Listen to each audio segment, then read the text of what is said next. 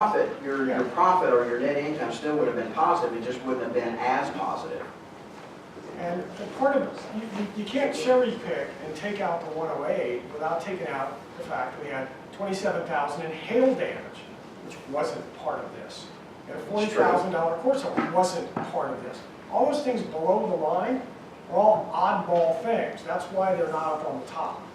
These are one-off oddball things that happen. But the court settlement, you knew about that court settlement. Wasn't in budget.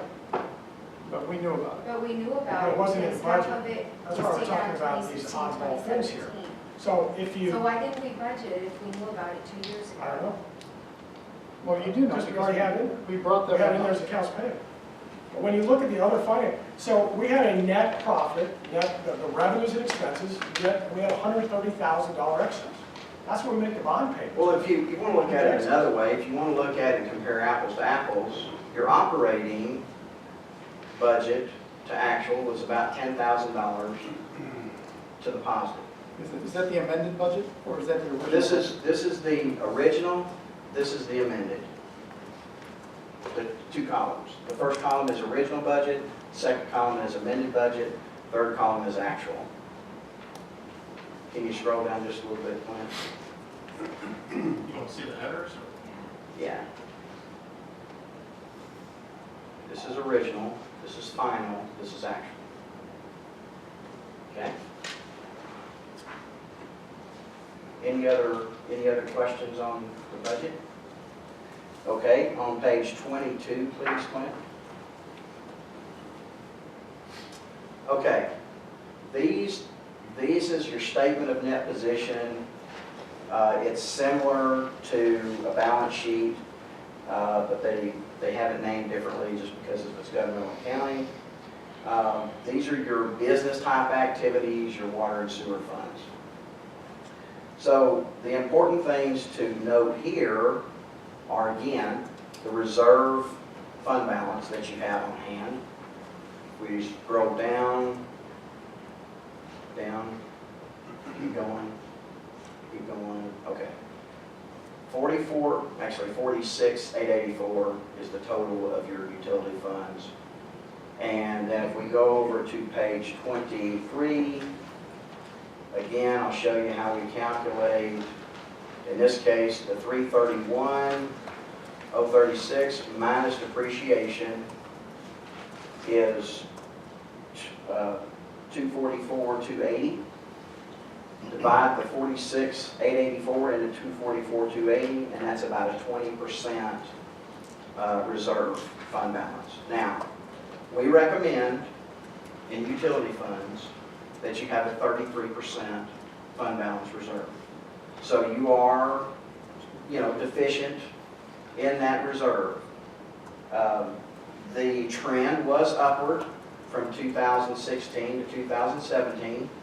It moved up slightly, about 2 points. We were at 18% in 2016, we were at 20% in 2017.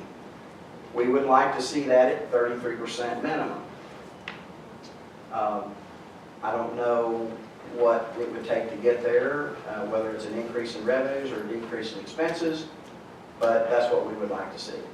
Could you go back to the balance, could you scroll up to the balance sheet, please? So one of the things, so that everybody knows, one of the things about accounting is that we take in deposits. So we have $40,300 in deposits. So we actually have about $80,000 in the bank. But under the accounting rules, half of that we're not allowed to count.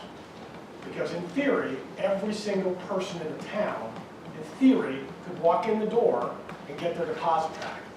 So under the accounting rules, we're not allowed to count $80,000 of our cash as available. It's counted as if it doesn't exist. Now, the odds of it happening are not going to happen. But that's where accounting is very conservative. Accounting rules practice conservatism. So we have about $80,000 in the bank, but about half our money right now doesn't count. And that's why also the reserve is below 33%. And that's because of the CapEx. The biggest issue, are you going to talk about cash? So how did you jump from holding money essentially an escrow, right? We can't touch it, right? The government, it's restricted. I'm sorry, I missed that. I just missed the leap from knowing that money is in essence, it's an escrow. Can't touch it, gotta ignore it. How does that That's true. justify a lower reserve? I missed that leap. I think you skipped a step. Well, I think what the mayor was alluding to is that even though this is restricted, from a feasibility standpoint, the odds of every citizen in the town moving out all at the same time and getting their water deposits back without anything else happening is it's slim and none is slim just left town. But, it's restricted for a reason, right? It's restricted because of the accounting rule, because of the fact that it is money that could have to be paid back. Right. So from a government standpoint, we really need to ignore that. That's exactly Well, right. that's And what- we do it. So the point I was making is that we have about $80,000 in our bank account in the utility This fund. is true. But, so when you calculate the reserves though, 40,000 of it is not allowed That's to right. be used in the calculation. That's right. So we still have the cash, it's still in the bank, we're still getting interest on it, but when you do a calculation of a ratio, we're not allowed to count it. That's right. That's all I was pointing out. That's right. Not only countable, we're not allowed to use it either. Correct. You can. Just explain how the numbers count. So the other thing that we look at, again, is current ratio. Current assets of 95,000, and current liabilities, if you scroll down a little bit, 57,000. That gives you a current ratio of about 1.5 to 1. So again, 1 to 1 is what we recommend. You're better than that, you're 1.5 to 1, so we're satisfied with that ratio. Means that you've got adequate liquidity to pay your bills as they come due. If we could move over to page 23 there just for a second, let me point one thing out here.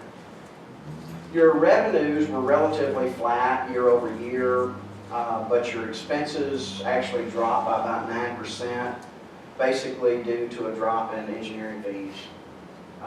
So that is one thing that helped you with your fund balance reserve going up. Again, like I said, whether it's an increase in revenues or a decrease in expenditures, in some manner, you need to accomplish that 33% reserve.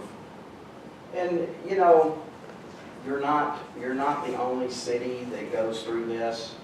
You know, to give you an example, probably 10 years ago, we went through a time where the economy tanked, and so in 2008, so a lot of cities were seeing that they had sunk money into infrastructure, especially in water sewer infrastructure, and because of the debt service on that water and sewer infrastructure, they had a decrease in their reserve funds. And the only way to accomplish those reserve funds being built back up was having the economy turn around and potentially raising water rates or doing something along those lines. But every city faces this. It's not something that says, okay, if you have less than 33%, you're going to get a qualified opinion on your audit report. But it is something that we like to stress because we feel like it's prudent for you to have that 33% reserve, okay? And I'm sorry, just to clarify, so this isn't 2007, 2017, right? So our revenues have never been higher. Our water rates have never been higher.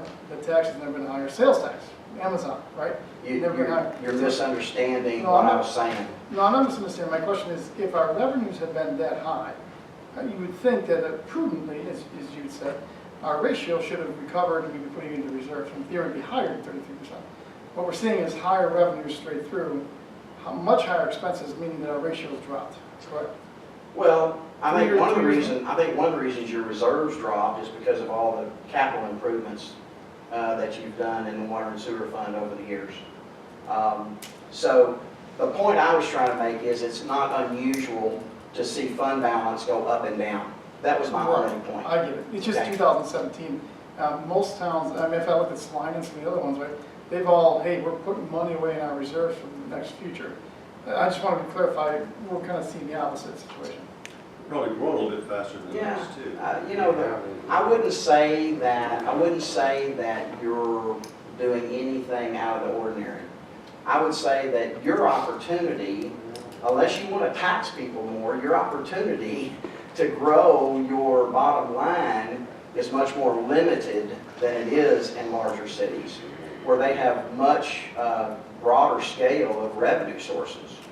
So, but again, you know, that's kind of digressing from what I'm here for. So if there's no other questions on that, Mark, I'm not going to go over the cash flow statement because Okay. you and I are the only ones that are going to understand it. Okay, fair enough. Let's turn over to page 31, please.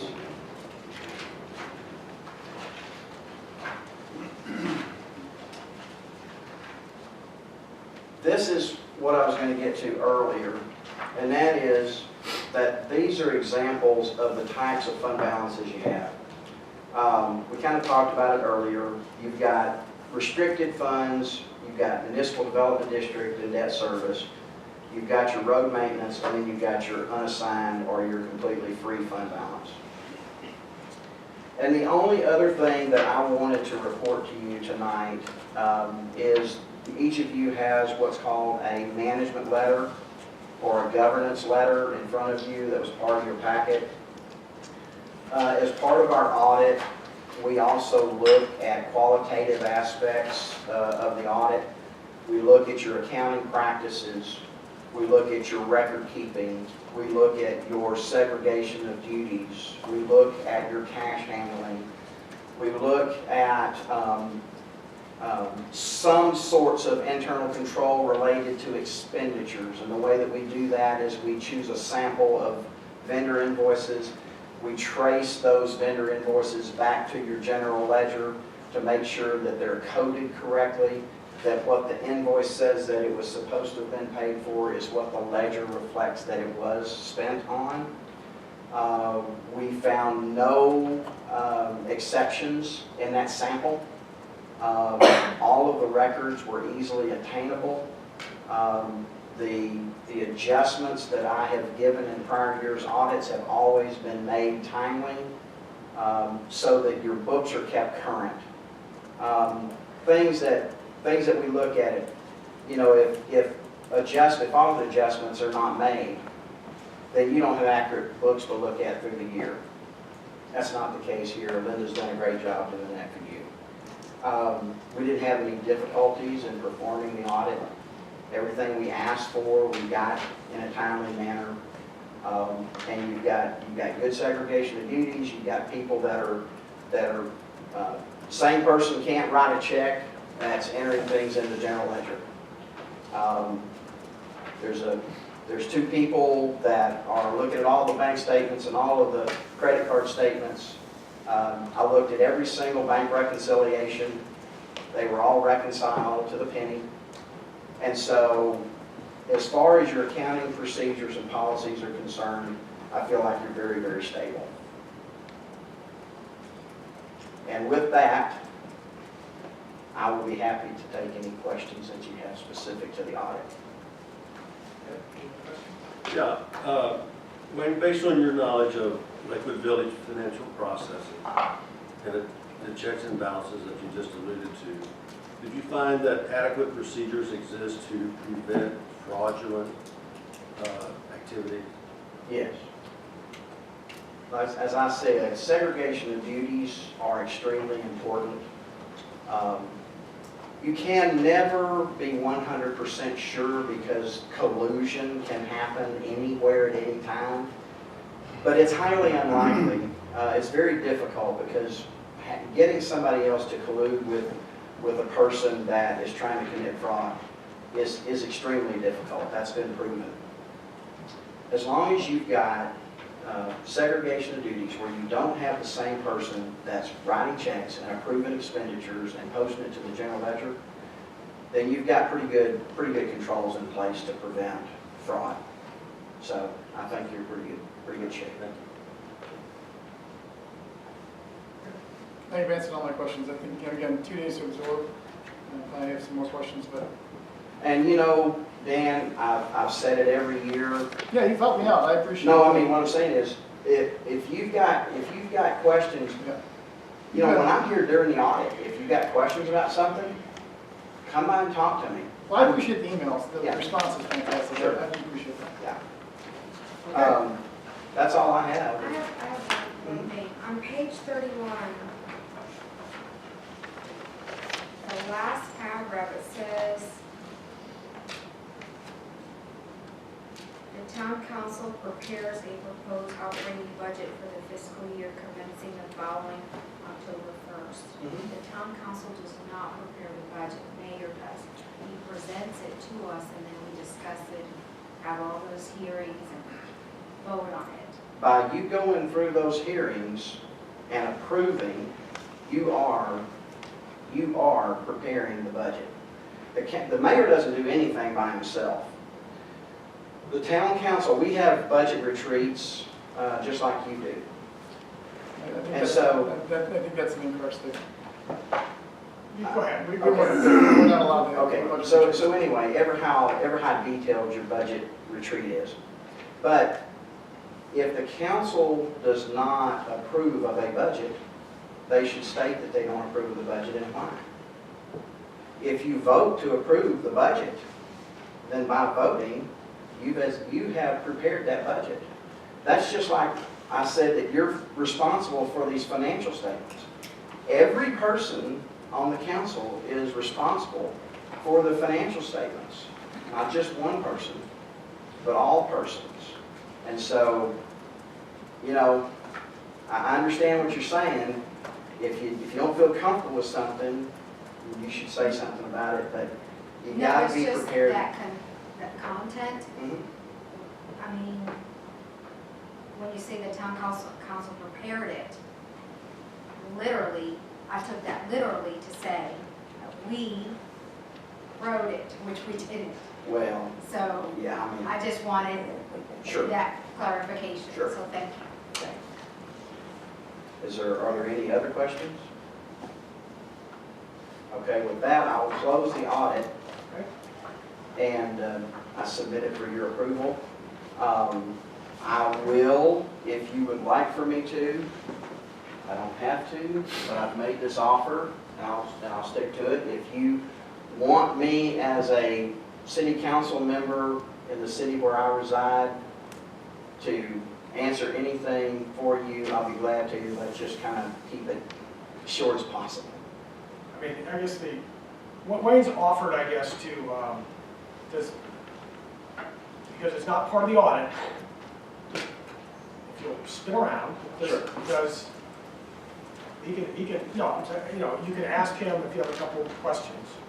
You can ask him, but So on the report, does it represent the sale of an asset? We're not talking about the report anymore, we're past that, and those questions are only directed towards city council, I'm sorry. Okay. okay. All right, well, Wayne, thank you very much, I appreciate it. Thank you, Mike. Thank you very much, I hope you all have a Merry Christmas. You too, thank you. Merry Christmas, everybody. Okay, so the motion needed to do is to accept the budget. Accept the audit report. That was the motion that we made. Now, a motion to accept the audit report. Any other comments? All right, a motion to accept the audit presented by Wayne Gaddis. Okay. Second that motion. A motion is seconded to accept the audit. All those in favor? Opposed? All right, thank you very much. All right. Moving on, all right. Next up on the agenda, we have, next up is consideration of the impact fee ordinance. So what we did is we have 2016 through the impact fee advisory committee, we approved impact fees. This year we've made some changes to the impact fee, changed some of the calculations, and made some changes. And we talked about it last month. Daryl, was it last month or the month before? I think it was last month. Last month presented the impact fee recommendation to the council. So we talked about that last month. So, we good? We ready to approve the ordinance? Any questions or? Yeah, I think I asked Daryl, right? I mean, you and I had a couple email exchanges, right? And I think I asked the council, still trying to get an answer to why we're changing this. And I got the details, I got the math, I see what we're doing. But we've never gotten the reason why a year ago it was critical to put these things in. There was 6 months of discussion to get those put in a certain way. And then all of a sudden, at the same time that we had to sell that property over here, there was a connection to all of a sudden we got to change our impact fees. So again, I'm not looking for the how, the details, the math, I got it. The question is, why all of a sudden did the council, or some members of the council change their mind to completely change the impact fees? Remember, it's, did anybody look at the total? I'm just kind of curious. Is it 2 million, 3 million? What's the difference in impact fees? I think that's the question I'm trying to answer, is before and after, Yeah, right? something like that. So I keep asking, before it was this, now it's this, but nobody seems to want to put together the comparison. You want me to do it? It would be, Okay. Well, once Before you asked do that, for- let me ask you a question because I'm confused. Are you alluding to the fact that the sale of the property had something to do with changing the impact numbers? I'm saying the I timing, thought that's what I heard you say. the timing was within the same week, right? So we Oh, heard, just the timing. yeah, so the same week we heard we had to sell the property, it was the same week. Now, I have no idea why That the was- timing. I think that's just purely coincidental. That could be. So the question is, why did we make a $2 or $3 or $3.5 million swing in impact fees when we were so passionate last year that they had to be written a certain way? It's just a why I'm looking for. So, I mean, what we discussed last month was that when we first passed them, we did the traditional method, which cities participate in, I always get this mixed up, the offsite, or onsite, Offsite, the onsites. onsite, which is the land being developed. And what that does is that encourages development. But that also means the city has to pay for half of the infrastructure that's being put in. So after speaking with Todd and Brenda at the attorney's office, we've looked at the code and we understood that we could actually save the town money by actually not participating in those on-site developments and making the developer responsible for 100% of that. So because we're not participating as much, the fees go down. Yeah, that makes perfect sense. I get the net effect. I think the question was. The why is that we just got smarter. That's Well, all- I think, That's all I mean, there is to it. We just figured The out. honest answer, you want me to give you the honest, straight up answer? It's When I was spinning it, giving you the straight up answer. Okay. Our attorneys have told us that typically when a developer comes in, they're going to come in as a planned developer. And you will negotiate the impact fees. That was what our attorney told us. Land Plan walked in the door with a concept plan that was 1 acre. No PD, no negotiation, no nothing. They're meeting zoning, which means they pay 0, 0, 0, 0, because there's nothing to negotiate. They're not bringing in a PD.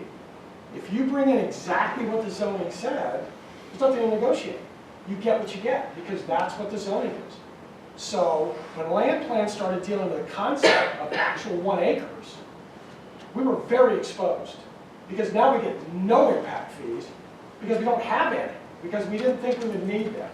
So as soon as Land Plan started intimating and came up with that preliminary design, that was 1 acres, we immediately said, we have a problem, so let's try and expedite as fast as we can getting something in.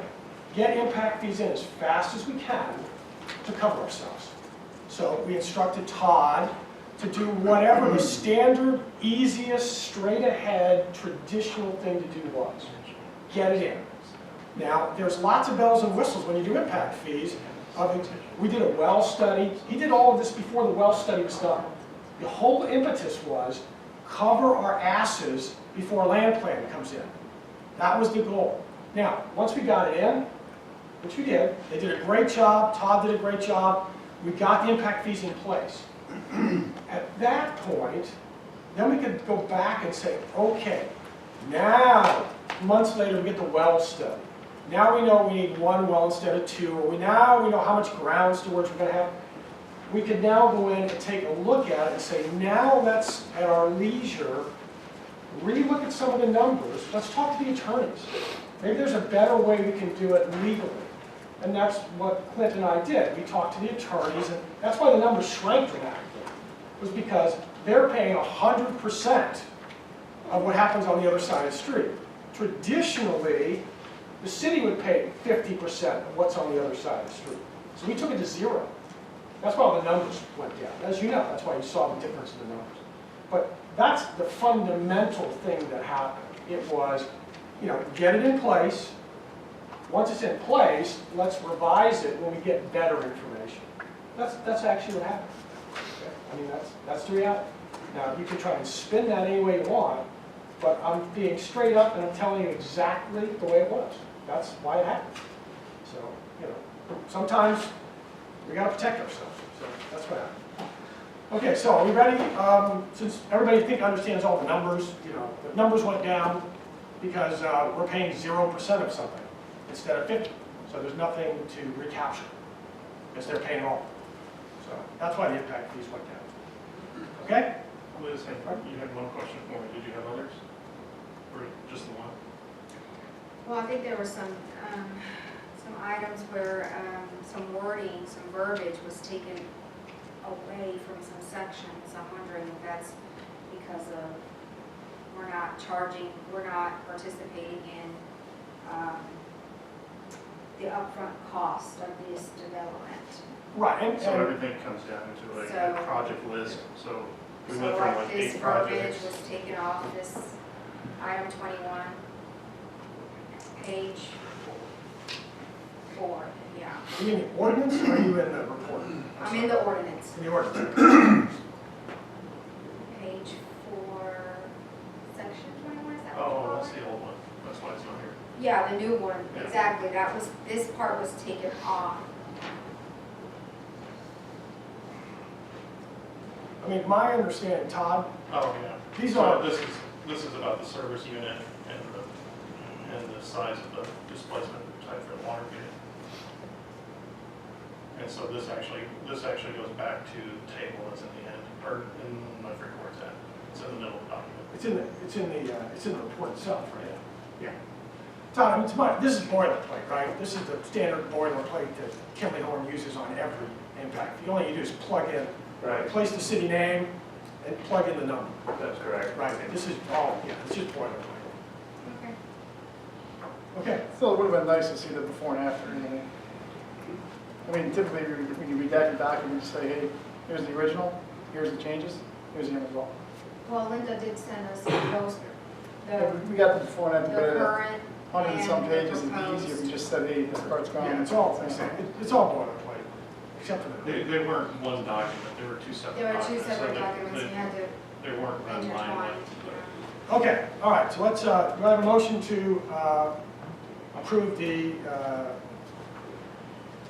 impact? The ordinance? What is it? Is it the ordinance? Yeah. Okay, to approve the impact fee ordinance. I'll make a motion to approve. I have a motion approved, do I have a second? I'll second. Clint has the second, all those in favor? Opposed? Okay. All right, next up, we have the discussion of Finance and Audit Committee Ordinance. I can go along with that. So, all right, so that's yours. Thank you, Tom. Okay, yeah, sorry. Yep. You're having a party, sorry. Thanks, Todd. Thanks, Todd.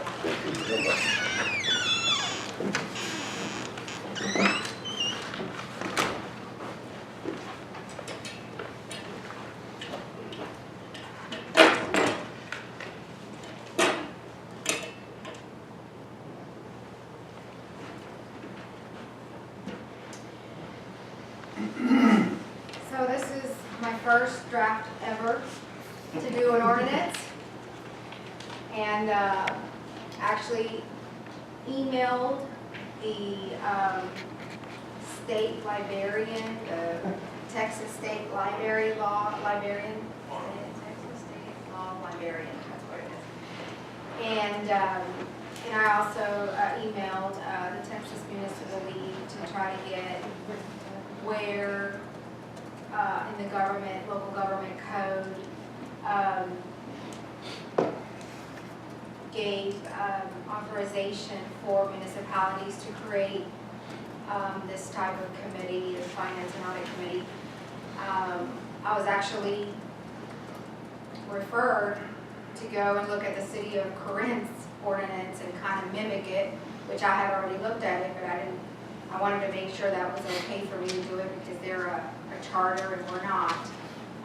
So I kind of played a little bit with it and switched some of the verbiage that they had that didn't apply to us, and this is what I came up with. By the way, just so, I think that's great. You know, you'll hear sometimes Clint started with Frisco, Yeah. and you know, you gotta start somewhere rather than reinventing the wheel. And you're sometimes Frankensteining different cities together, trying to, it's a learning experience, It's trying not to easy. write these suckers, so Yeah. it's, Took me it's a 6 process. weeks. It's a process, yes. So Elizabeth, I just have one question. It looks good to me. You know I'm all for this. My question is, why aren't we voting on this today? Because we don't vote on this, this is the first time we see it. That's kind of been our practice, is that first out, we I discuss it. think we had a couple this year that were voting on it, but we've been talking about this for a while. Is there any reason we're not going to vote this in January? I haven't even seen the ordinance. What thought we were going through the ordinance here? This is a discussion of the ordinance, first time I've ever seen it. Do you want to walk through it, or do you want to, Sure, I mean, Okay. I can walk I through it. didn't know how you wanted to go through it, or if you're, I'm gonna have to probably, because my computer died, so, I have vision Uh-oh, problems. you have control now. How no? Okay, We're going to start. sure. All right, and Linda, thank you so much for the template. I didn't have to reinvent that wheel either. So these are the local government codes where we can create this type of committee in our town. And Liz, can I ask you a question about Sure. the second whereas? I don't know, what is a body, is that politic? political, make it, No, that's is it correct. politic? Body politic is the all-encompassing word for the governing body. You are the body politic. Okay, I've just never seen that. That's a weird phrase. thank you. I was like, You're afraid my to go. eyes were like, where is I that? wouldn't know It exactly what it is. it looks like a typo, but So, the first section is the creation, so that a new ordinance be added entitled Finance and Audit Committee to the existing town ordinances. There is hereby created the Finance Audit Committee as an advisory committee of the town. And then we go on to the purpose and the duties of this committee. And the purpose of the committee is to assist the town council in fulfilling its oversight responsibilities for the annual audit process, the development of financial policies and procedures and systems of internal controls. The committee shall have the following responsibilities: advise the town council on the selection of the independent auditor, serve as independent